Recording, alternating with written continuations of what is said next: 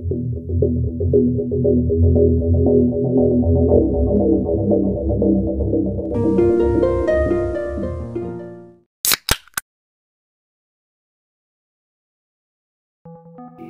sahabat Weekly, pada hari Senin tanggal 20 Maret tahun 2017, Robert DiAngelo mampir ke rumah Stephen DiAngelo putranya untuk menjemput Caitlin cucunya.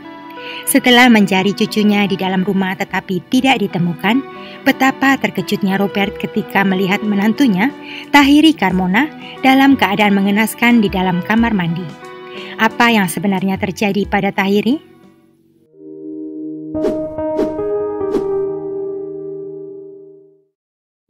Joshua Carmona lahir pada tanggal 15 Mei tahun 1998. Kelahiran Joshua sebenarnya tidak direncanakan dan tidak diharapkan. Ibunya, Tahiri Carmona, mengandung hasil hubungan dengan kekasihnya yang tidak mau bertanggung jawab. Tahiri yang saat itu berusia 20 tahun merasa tidak siap menjadi ibu tunggal. Dia kemudian menitipkan Joshua kecil dalam asuhan ibunya, Diana Carmona. Sejak saat itu Joshua dibesarkan oleh neneknya Diana. Dia tumbuh menjadi anak yang cerdas di sekolah dan berkelakuan baik. Sesekali ibunya datang berkunjung untuk melihat perkembangan putranya.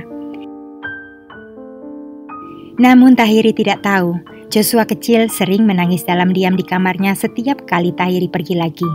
Meskipun neneknya merawat Joshua dengan baik, bagaimanapun juga seorang anak pasti merindukan sosok ibu kandungnya. Apalagi Joshua tidak punya sosok ayah. Tahun demi tahun berganti, hingga pada tahun 2009, nenek Joshua yang selama ini merawat dan membesarkannya meninggal dunia. Joshua yang saat itu masih duduk di SD, terpaksa harus pindah ke rumah ibunya. Joshua tentu bahagia tinggal bersama sosok yang selama ini dirindukannya. Namun kebahagiaan Joshua tidak berjalan lama ketika di tahun 2012 ibunya menikah lagi dengan seorang pria bernama Stephen DiAngelo. Dan kurang lebih setahun kemudian lahirlah adik tiri Joshua bernama Caitlin. Saat itu Joshua merasa seluruh perhatian ibunya beralih kepada si kecil Caitlin. Setiap hari Joshua melihat bagaimana ibunya merawat dan menyayangi Caitlin dengan sepenuh hati. Pertama kali melihat itu, Joshua merasa wajar karena Caitlin memang masih sangat kecil. Tetapi lambat laun Joshua tidak bisa membohongi dirinya sendiri. Betapa dia mulai cemburu pada Caitlin yang begitu disayang oleh ibunya dan juga ayah. Caitlin tidak bersalah, pikir Joshua. Ibunya lah yang selama ini tidak bersikap adil padanya. Perlahan Joshua mulai menarik diri dari keluarga itu. Dia memilih menghabiskan waktunya di dalam kamar. Saking tertutupnya, Joshua bahkan hanya keluar kamar saat akan makan. Dia jarang berkomunikasi dengan ibunya dan nyaris tidak pernah berbicara dengan ayah tirinya. Joshua merasa dia adalah orang asing yang tinggal menumpang dalam rumah itu, hingga tidak merasa perlu terlalu sering berinteraksi dengan mereka. Sayangnya, Joshua membuat sebuah pilihan yang buruk akibat memendam banyak kekecewaan kepada ibunya dan kecemburuan melihat Caitlin. Dia jatuh ke dunia narkoba dan mulai tergantung pada daun haram itu. Joshua pernah ketahuan ibu dan ayah tirinya, akibatnya dia sempat diusir dari rumah. Tetapi meski dalam situasi yang buruk, berkat kecerdasannya, Joshua tetap berprestasi di sekolah hingga namanya masuk daftar murid dengan masa depan yang menjanjikan saat di SMA. Kemudian Joshua melanjutkan ke Fordham University yang ada di kota Manhattan, New York. Sayangnya kecemburuan terlanjur menguasai hati Joshua hingga dia tidak bisa berkonsentrasi di sekolah. Setelah menempuh 1 semester saja di New York, Joshua mulai terlibat masalah hukum. Yang pertama, saat dia mencoba bundir dengan merampas mobil milik orang lain. Kedua kalinya, gara-gara mengemudi saat mabuk. Joshua harus menghadap hakim dan hal itu membuat Joshua makin depresi. Dia kemudian berusaha lari dari masalah dan melupakan semuanya dengan menjerumuskan diri ke dalam dunia narkoba. Saat itu Joshua memutuskan pulang ke rumah ibunya. Pada hari Senin tanggal 20 Maret tahun 2017, Joshua bangun dengan pikiran bulat. Hari itu tepat di hari ulang tahun ibunya adalah hari baik untuk mengeksekusi niat yang sudah sekian lama terpendam. Ayah tirinya sudah berangkat kerja tadi pagi-pagi, sekalian mengantar Caitlin, adik tirinya, ke tempat penitipan anak. Sedangkan ibunya sekitar pukul 10 tadi sudah pergi ke Mall Westfield Brandon untuk suatu keperluan di sana. Tinggallah Joshua sendirian di rumah.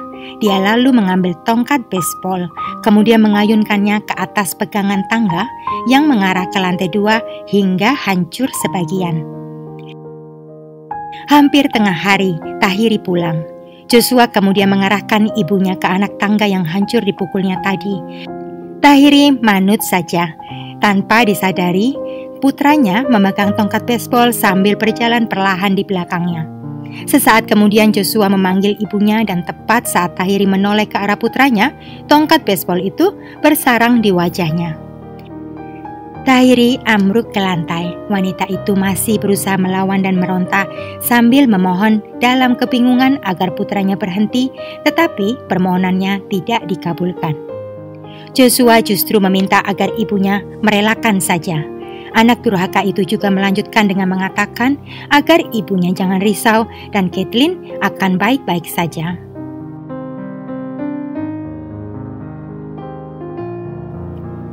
Setelah melihat tubuh wanita yang melahirkannya itu sudah tak bergerak lagi, Joshua mengambil sajam di dapur dan memastikan tak ada lagi nafas tersisa dengan sajam itu.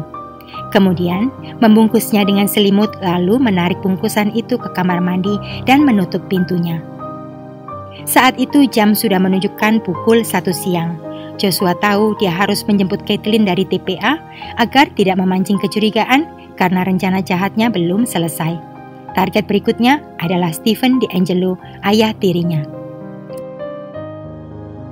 Setelah menjemput adik tirinya, Joshua membawa Caitlin pergi ke Taman Umum Providence untuk bertemu sahabatnya. Keduanya sempat bermain lempar bola selama kurang lebih 1 jam. Di sela-sela permainan, Joshua mengirim pesan kepada kakek tirinya, Robert DeAngelo, untuk memintanya menjaga Caitlin selama akhir pekan, karena ibu dan ayah tirinya berencana pergi keluar kota. Robert menyanggupi permintaan Joshua meski sempat merasa curiga.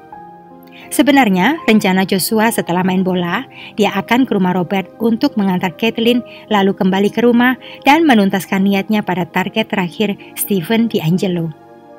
Tetapi, di luar dugaan, kakek tirinya justru datang ke rumah Joshua untuk menjemput Caitlin dan menemukan Tahiri dalam kondisi mengenaskan. Saat Joshua mengetahui hal itu lewat pantauan CCTV di ponselnya, dia tahu rencananya gagal dan hancur berantakan. Joshua kemudian memeluk sahabatnya dan mengatakan bahwa dia sudah melakukan sebuah kesalahan fatal.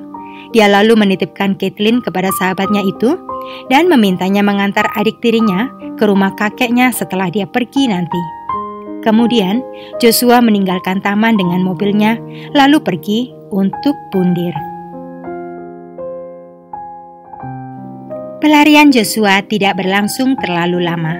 Malam itu sekitar pukul 8, polisi berhasil menangkapnya saat melewati jalan tol Interstate nomor 275 yang berada di Tampa. Kepada para detektif yang melakukan interogasi, Joshua mengaku bahwa cerita tentang masa kecil yang seakan disia-siakan oleh ibunya hanya sebuah alasan untuk membenarkan tindakannya. Sebenarnya, masa kecil Joshua baik-baik saja. Meskipun dia tidak memiliki figur ayah, tetapi nenek dan ibunya sudah membesarkannya dengan sangat baik. Apa yang dilakukan Joshua kepada ibunya adalah murni kesalahan yang dilandasi rasa cemburu kepada Caitlin. Dia iri melihat nasib gadis itu yang dikira Joshua jauh lebih baik darinya. Rencananya, Joshua akan mengakhiri hidup ibunya dan ayah tirinya, kemudian dia mau bundir. Namun karena keburu ketahuan Robert kakek tirinya, rencana itu pun gagal. Berdasarkan pengakuannya, Joshua dianggap bersalah karena telah merencanakan dan melaksanakan kejahatan itu. Hingga 3 tahun setelah tragedi yang merenggut nyawa Tahiri Carmona, pada tanggal 20 Januari tahun 2020, hakim menjatuhkan hukuman kurungan seumur hidup kepada Joshua Leon Carmona, si anak durhaka. Demikianlah akhir kasus kali ini. Semoga bermanfaat bagi kita semua ya. Stay safe, stay healthy, and see you in the next case. Terima kasih.